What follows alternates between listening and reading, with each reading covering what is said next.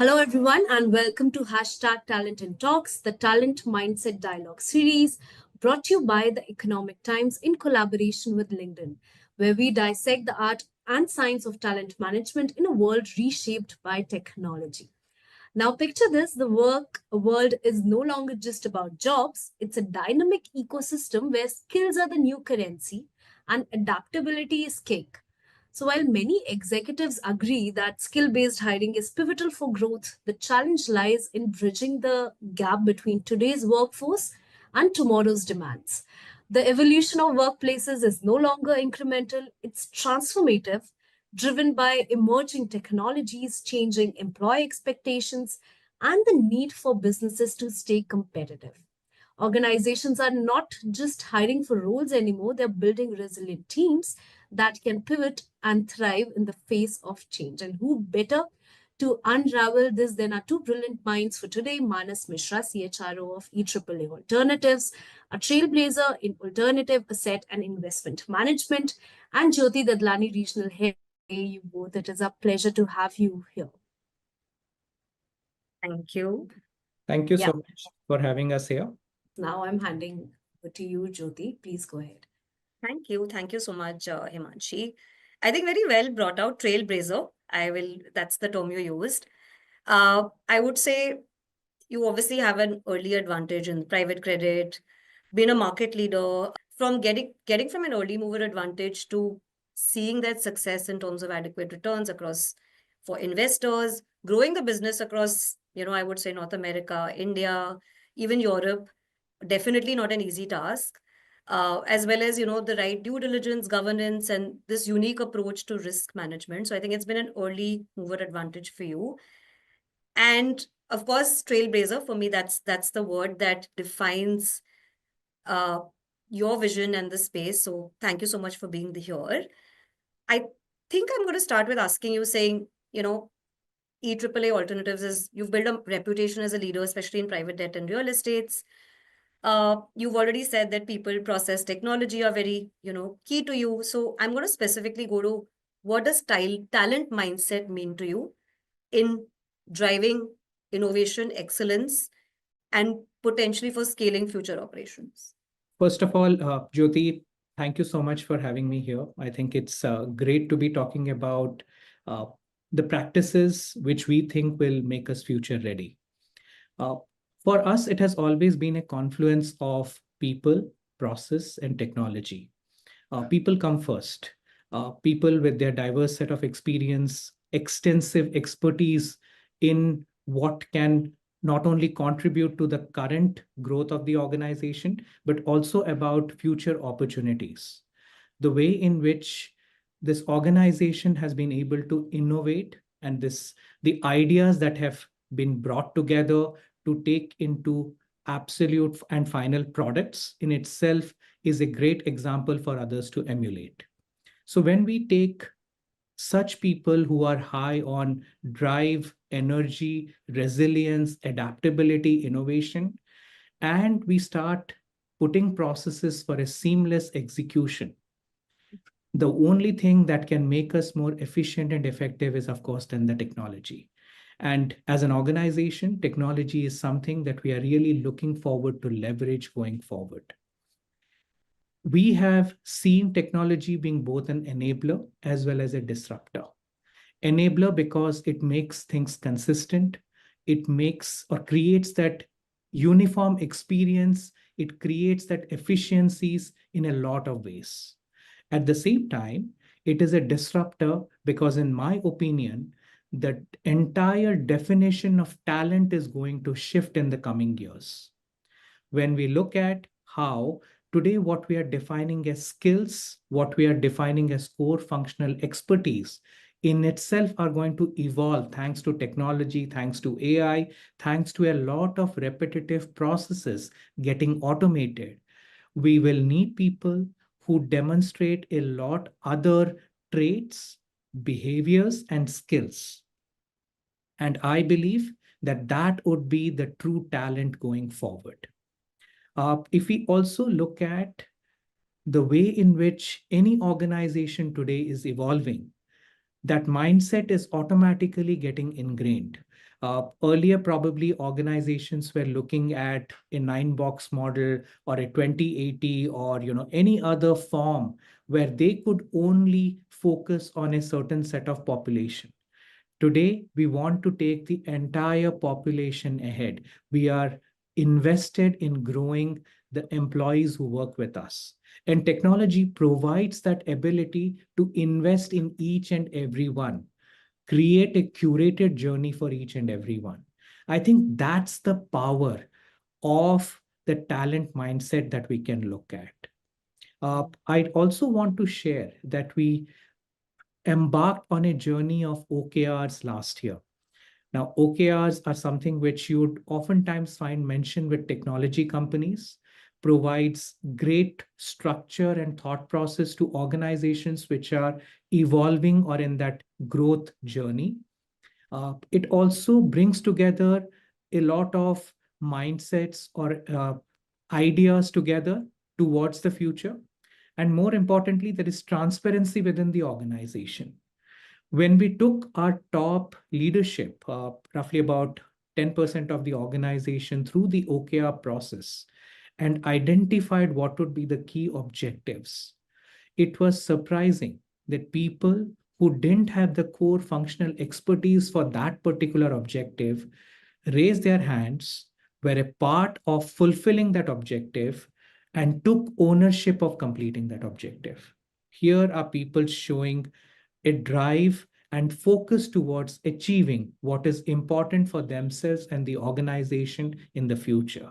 For us, that is the talent mindset. And how do we cascade it down to each and every employee? The last mile will define the success going forward. Wow, I think congratulations to you to have built that culture, I would say. I think a lot of great things you shared is, the fact that the mindset also needs to be consistently agile because skills are changing, functions are changing. So you kind of brought that in. So I love that you said that uh, a lot of things need to remain agile, but you also said that everybody is talent. Not everybody says that. So thank you for it. Shows in the way people take that initiative and build that innovation that everybody is talent and needs to be invested in. Uh, I also see a lot of hunger to learn because if people really are putting up that hand, so there's definitely a hunger to learn and want to do more, which shows that probably it's pretty much reaching that last mile. If people are putting their hands up and wanting to invest more in learning more, I think that's a great journey you have.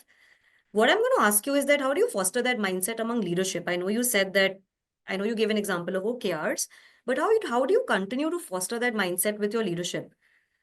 And how do you then use that to build like a competitive advantage? Because I understand, you being a CHR of talent is of importance to you, but I'm sure there are different business priorities. So how do you continue to foster that among leaders and make sure that they are as invested in talent as it needs to be to achieve that vision? So how do you create that? So I would say I have been extremely lucky on this front. I believe that organization's culture takes years to build.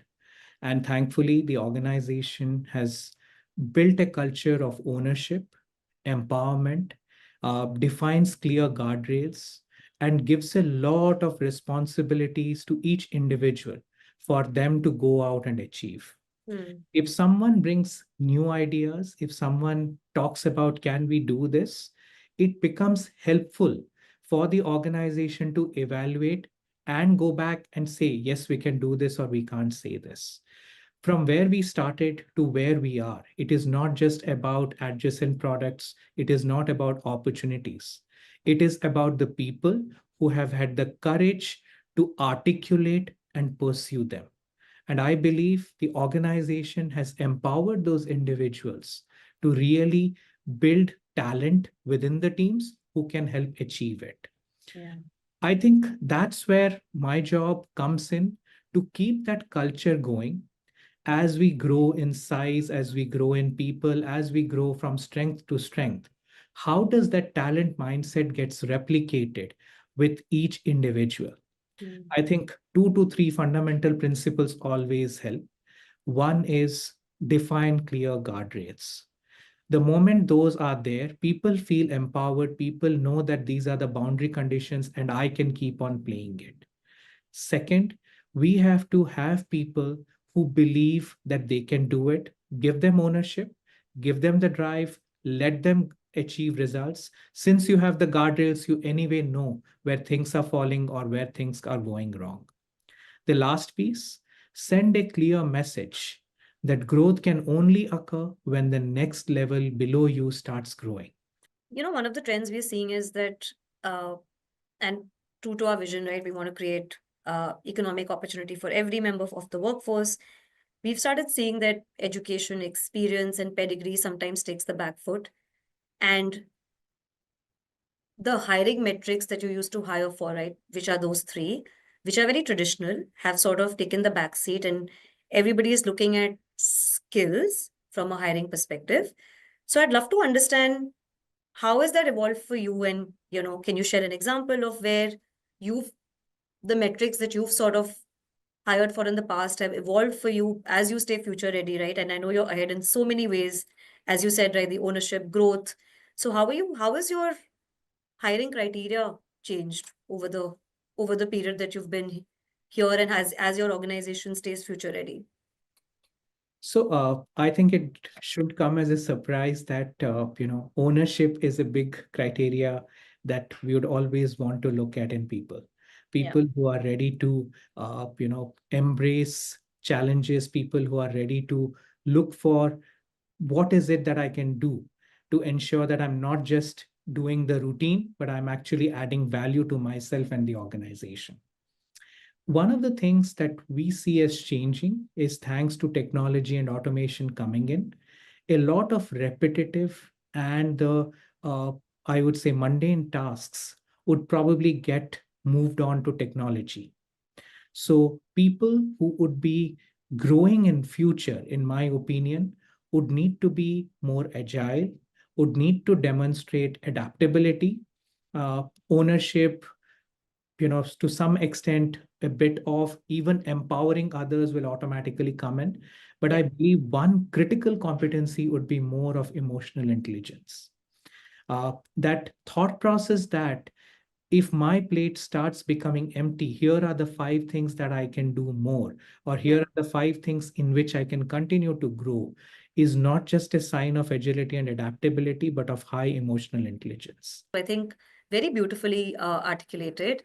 Uh, it- in fact, I know you kind of said that, hey, you know what, we are we are looking for we are looking for people with ownership, agility, adaptability.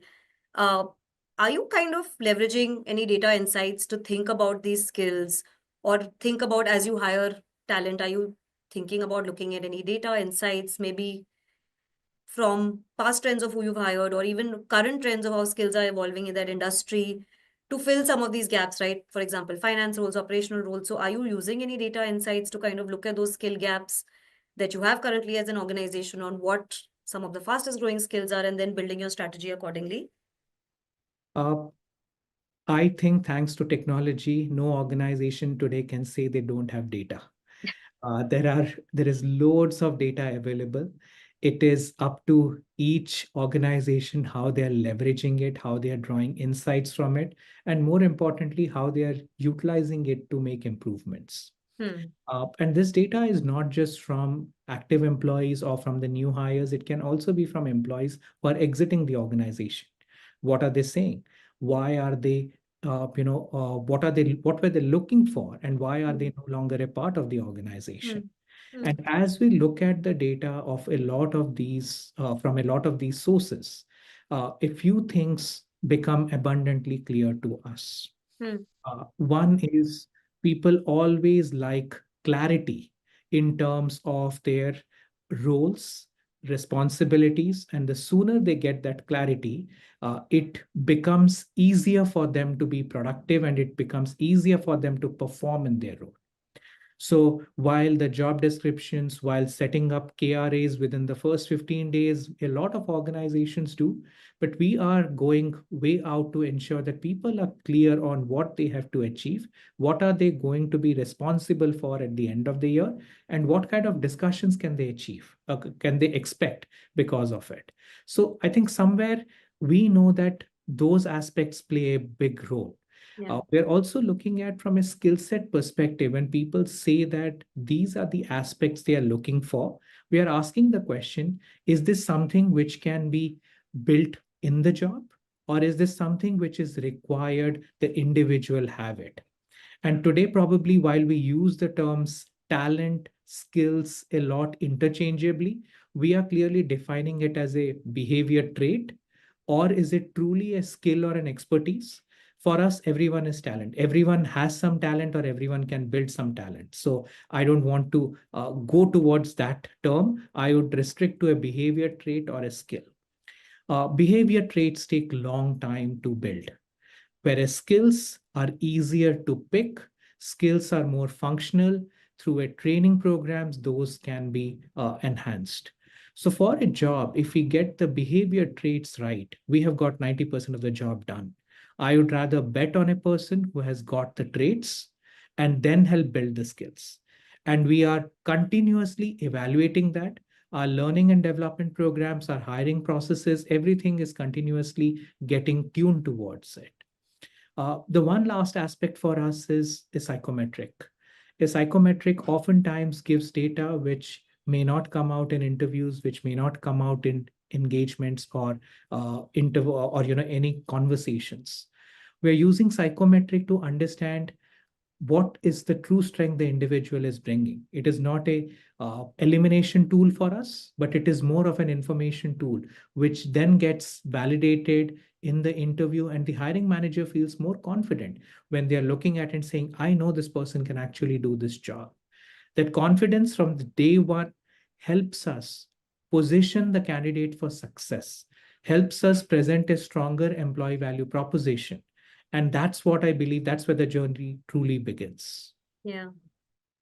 I know, as you were talking, I was thinking, uh, you're providing the right car, the engine, the environment, the right people. I'm curious to understand, and you brought up that, the employer value proposition. How are you communicating some of that? Because there's so much great work happening there, but as newer generations come into work with different needs, for some of them, career advancement, flexibility means a lot more than, say, compensation. They want to see companies invest in them. They want to see companies with purpose. They want to see companies who are driven to invest in them. So, how are you really putting some of these great things you're doing on? And I'm sure they're globally, right? It's not only since given your global reach. How are you using different platforms to make sure this employer value proposition comes to life? So here's the good news and the bad news. You don't have to take a lot of efforts today to spread your employee value proposition. It automatically gets cascaded. Uh, Employees are great ambassadors. There is so much of a direct marketing that you can do probably on social media or any of the sites or any of the other I don't know, pages which are visible to Yeah. the forums which are visible to the candidate.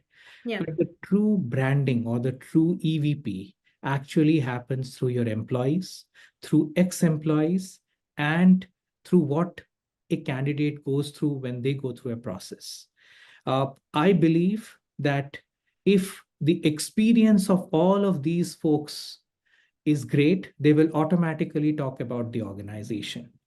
Yeah. Any leader of a company coming and talking or showcasing may not be may not yield the right result as much as, let's say, a company at a neutral ground talking about what the company is doing. Mm. So we pay a lot of attention to, let's say, what are our ex-employees saying. Uh, Mm. we have a very healthy ratio of our ex-employees who want to return to the company. And that's a big sign of relief for us. But that also tells us that we have to do more to keep that number at the level at which it is, or even get better. If Mm. we are not able to communicate to our employees or communicate to the candidates who are coming, then I think somewhere we have lost out the ability to make a direct impact. So the Hmm. first preference or the first objective is, what are we telling our employees or what are we communicating to the candidates? Hmm. We have shifted the goals for our TAT. It is about the experience that you provide, that to the candidate that matters for us, rather than talking about how many positions did you fill, what time. I think every TA member knows those are the basic goals that one has to achieve. Yeah. But the moment we shifted that narrative to creating an candidate or an employee experience, today the communication has changed. Today, the narrative that is provided to a candidate or an employee is a lot more focused on him or her rather than just focused on the job Hmm. or the role. Yeah. And I think that somewhere starts getting propagated. Yeah. We know that people appreciate the way in which the organization promotes ownership. We Yeah. know that the people appreciate the way in which organization has built and cared for employees over the years, Yeah. way in which we provide that clarity on roles and responsibilities, the ability to have conversations with managers and have candid conversations, the ability to bring out diverse opinions. Yeah. Now, trust me, if I were to tom at the top of my voice on any social media, people won't believe any of these. Yeah. However, if I were to have any of the employees actually speak out the truth, saying this is the organization that does, then we Yeah. have succeeded in our EVP. And Yeah. that's where we are. I'm not saying we do not talk about what we are doing on social media. We do that. Those are about events, those are about engagements, those are about career successes, those are about the way in which employees uh, feel or contribute in the organization. But those may not be the only factors that a candidate today looks at when they are Hmm. joining an organization. They are Yeah. asking for a lot more information, and Yeah. thankfully, a lot more information is available to them today. Uh, I'm wondering, do you see any differences across the globe as you think about sourcing and developing talent? So across domains, right? You work in private equity, real estate, risk management. So do you see differences in terms of sourcing and developing talent across different regions? Or is it very similar? Or what might be some challenges, opportunities as you think about this from a global perspective versus maybe a domestic perspective? So every geography will have its nuances. I think in India also, if I look at within the subcontinent, there are multiple nuances. Yeah. Uh, Thankfully, we are an organization who are focused on certain aspects which are important for help or for the individual to fulfill that role. We are not looking at 100% match on, let's say, 50 parameters to say, yes, this is all that is there. At some point, we have to also trust the individual. I think in an organization which is experiencing growth, Yeah. you always have the ability to experiment, you always have the ability to try, you always have the ability to provide opportunities for individuals. And it is up to each individual whether those opportunities are utilized or the person chooses to run at a particular speed. I, for one, believe that every individual brings a lot of potential. They have to be put in the right environment, they have to be in that right mindset, and they will show that potential. If we are able to provide that to the individual, we have succeeded. For us, that is the definition of talent. For us, that is the definition of that we have really created or built talent. uh, I won't worry about that. Oh, this geography will not have this, or this geography will bring this. I think that's the least on our minds at this point. We would want to take a conscious bet on the people and ensure that in a confluence of people, process, and technology, they are able to bring their best and contribute to the organization. Perfect. That sounds great, but you bring a very important point, which is mindset, which is probably the toughest. And maybe from your experience or from the journey that you've had, how do you really influence or build that mindset? Especially if you have different generations at work, uh, you have different people who've been in the system for different for a maybe from 0 years to 10 years to 8 years. how do you really balance that mindset part of it? I think everybody would, it's something we struggle with. We keep hearing this that everybody wants to build mindset, but what are you doing to kind of build and nurture that mindset across different generations, energies, as well as people who are used to doing things in a certain way? So how do you really nurture that mindset? So my job is very easy thanks to technology. Uh, at the early part of the century, I would have been worried about that, maybe we have to look at certain developmental initiatives. How many people can I fit into that initiative? Today, thanks to technology, I can have customized and individualized journeys. So there is a mass customization which is happening today. And because of that, for each individual, we have the ability to curate and explain to them what does their own development journey or path mean for them. And once we have been able to achieve that, even for a significant portion or even for a part of the population, that's where the mindset is reinstated that, yes, I know what this organization can do. You always need one or two examples, and if you can do that pilot well, the rest will automatically follow. The part I'm trying to say is that mindset starts from a message, mindset starts from an idea or a belief. How much that is resonated across becomes easier or important for others to believe it and then embrace it. Uh, Mm. while these are just sounding like words, let me provide examples. Mm. Today, I have got 4 councils which are running, right? And I explained how OKRs, we have got people or leaders who are driving it. These Mm. councils are headed by senior leadership in terms of learning and development, in terms of diversity, equity, and inclusion, or in terms of campus engagement and our branding and how we are attracting talent at the who are early in their career, or even to how can we make the organization more effective. Mm. Now, these councils, while ultimately may help us drive people practices, but Mm. this is a great opportunity for people to share ideas, leaders to come up with thoughts and frameworks, and the candid discussions, the way in which the frameworks are laid out, what can be implemented, how it will be implemented. That is a reinforcement that everyone is responsible for people. It is not just HR, or it is not just the business head or a strategy head who is looking at it, but everyone has an equal responsibility. Mm. That's a mindset that we have created within this organization, that for developing talent, for engaging with talent, for attracting early in career talent, or even to make the talent more effective, a whole lot of other population is working towards it. And I think that's the mindset that we have to create, that first, I am not the owner of anything. I am an enabler, and I will collaborate with a lot of people, and we can together drive the results. And I can say that as an HR function, what we may have been able to drive versus what we are able to achieve through these councils, the whole is greater than the sum of the individual parts. And that is something that we are emulating and that we are implementing across various other functions as well. Yeah. No, thank you for sharing.